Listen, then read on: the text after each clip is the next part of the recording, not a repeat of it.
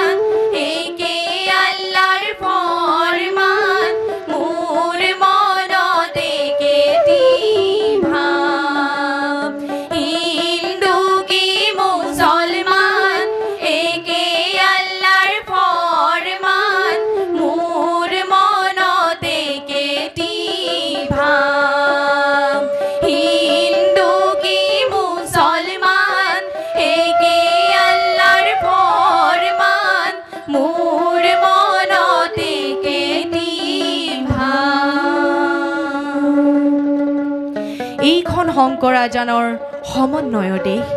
আজান ফকীৰ আৰু শংকৰ গুৰু একে সমসাময়িক ধৰ্মগুৰু অসমীয়া ভাষা সাহিত্যত অসমীয়া জাতি গঢ়াত দুইজনৰ অৰিহণা অপৰিসীম আজি আমি এই মঞ্চৰ পৰাই সমূহ অসমবাসীলৈ এটি বাৰ্তা প্ৰেৰণ কৰিব বিচাৰিছোঁ আমাৰ মাজত কোনো ভেদভাৱ নাই আপোনালোকেও আপোনালোকৰ মাজত কোনো ভেদভাৱ নাৰাখি আমি আজি একেলগে গাওঁ আহকচোন এই শংকৰ গুৰু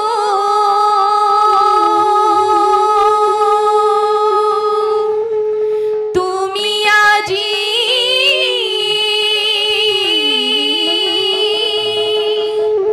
আকৌ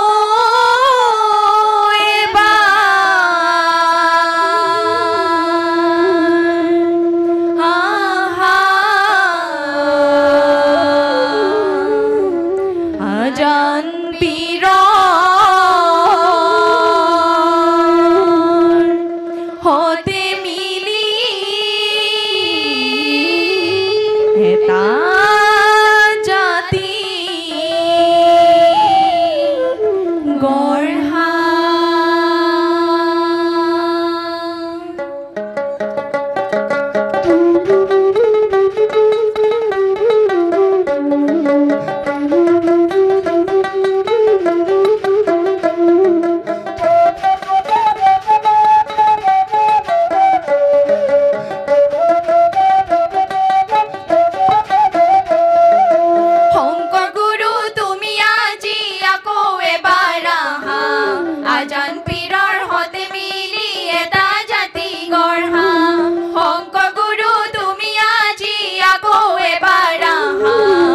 আজান পীৰৰ হতে মিলি এটা জাতি গঢ়া মূৰ্খজনৰ তুমি আজি জ্ঞানৰ পৰশ দিয়া ধৰ্ম নামৰ ভেদা ভেদ ধুই নিকা কৰা মূৰ্খজনৰ তুমি আজি জ্ঞানৰ পৰশ দিয়া ধৰ্ম নামৰ ভেদা ভেদ ধুই নিকা কৰা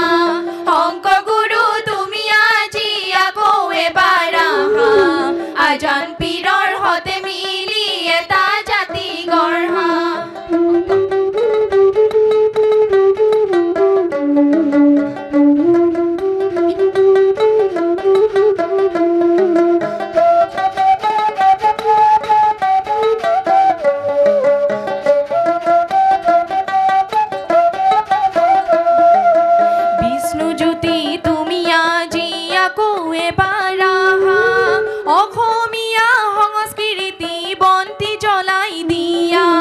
বিষ্ণুজ্যোতি তুমি আজি আকৌ এবাৰ আহা